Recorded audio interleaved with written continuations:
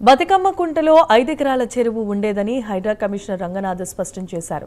వరదల నివారణకు చర్యలు తీసుకునేందుకు హైకోర్టు తమకు అనుమతి ఇచ్చిందని, హైకోర్టు డివిజన్ ఉత్తర్వులను పాటిస్తున్నామని అన్నారు. చెరువుల ప్రాంతాల్లో నిరుపేదల ఇళ్లు ఉంటే అక్కడి నుంచి ఖాళీ చేయించి వారికి డబుల్ బెడ్రూమ్ ఇళ్లను కేటాయించేలా ప్రభుత్వానికి ప్రతిపాదనలు పంపుతున్నామన్నారు రంగనాథ్.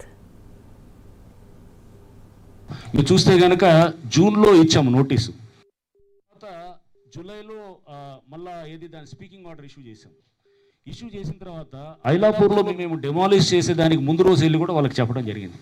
సో ఇప్పుడు ఎట్లా అవుతుందంటే, ఇప్పుడు నిన్న మీకు చెప్పాను మన ముస్కిన్ చెరువులో ఇప్పుడు మేము వెళ్ళి చెప్పాము వాళ్ళని తీయమని, వాళ్ళు తీయరు. వాళ్ళకి ఇప్పుడు ఎందుకంటే వాళ్ళు వెనకాల వాళ్ళు కాదు అక్కడ నడిచేది, వెనకాల వేరే యాక్టర్స్ ఉంటారు. వాళ్ళు ఎవడు తీస్తారని నేనైతే కళ్ళ కూడా అనుకోవట్లేదు తీస్తారని కూడా. సో అది ఎందుకంటే that is how the strategy play చేసేది. వీళ్ళని హ్యూమన్ షీల్డ్స్గా ముందు పేదవాళ్ళను లేకపోతే ఇట్లాంటి ఎవరు వీళ్ళని పెట్టేసి జరుగుతున్నటువంటి ఇది జరుగుతున్నది ఇక్కడ మొదటి రోజు నుంచి ఇదే చెప్తున్నాము.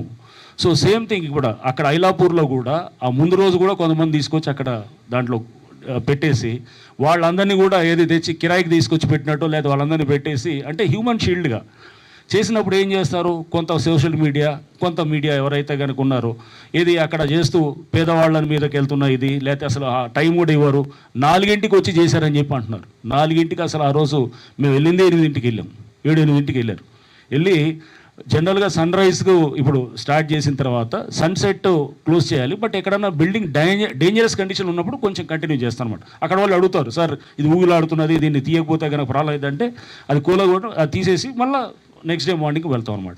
అంటే అక్కడ డేంజర్ అవుతుంది సార్, మా పిల్లల మీద పడుతుంది లేదా ఇళ్ళ మీద పడుతుంది అనేది అన్నప్పుడు మనం చేస్తాను. సో జనరల్గా ఈవినింగ్ బై 6:30-7 కల్లా. సో ప్రొసీజర్ ఫాలో అయినట్టు నోటీసులు కూడా మీకు పెట్టాం, ట్విట్టర్లో కూడా పెట్టాం మేము ఇచ్చిన చేసిన దానికి. ఇది అంతా కూడా ఏంటంటే వాళ్ళని తీసుకొచ్చి ఇళ్లల్లో పెట్టేసి అక్కడ పెట్టి వాళ్ళని షీల్డ్గా పెట్టి, ఎందుకంటే అతను పర్మిషన్ చూపించాడు. పర్మిషన్ ఏమని చూపించాడు, నాకు G+1 ఫ్లోర్ ఉందని చెప్పినాడు ఫస్ట్. అంటే మేము మున్సిపాలిటీ వాళ్ళని అడిగితే ఇచ్చామన్నారు ఫస్ట్. అక్కడ అడిగితే తర్వాత మీరు రైటింగ్లో మాకు ఇవ్వండి అంటే మేము పర్మిషన్ ఇవ్వలేదని చెప్పి అన్నారు.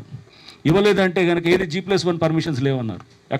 అప్పుడు ఆ టైంలో అమీన్పూర్ మున్సిపాలిటీ ఉండింది, తర్వాత GHMCకి వచ్చింది కాబట్టి ఇవ్వలేదన్నారు. ఇవ్వలేదంటే కనుక వాళ్ళు రైటింగ్లో ఇచ్చిన తర్వాత అతను చూపించిన G+1 కూడా దొంగ పర్మిషన్ అనమాట, పర్మిషనే కాదనమాట. అంటే ఆ పర్మిషన్ కూడా ఈజ్ నో పర్మిషన్.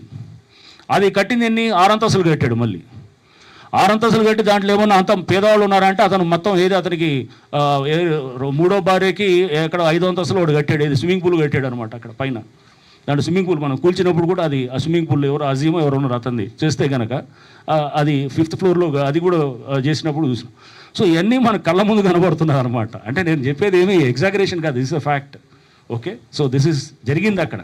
బట్ అక్కడ ఏం జరుగుతుంది, క్రేన్ ఆపరేటర్ ఎక్కడో అతను ఎవరో ఉంటాడు, క్రేన్ ఆపరేటర్ ఎక్కడో లోపల ఎవడో ఉన్నాడు అనగానే అది చేస్తున్నప్పుడు అక్కడ ఎవడో అరుస్తాడు, నువ్వు కళ్ళ కనపడలేదా లోపల మా వాళ్ళు ఉన్నారనేది.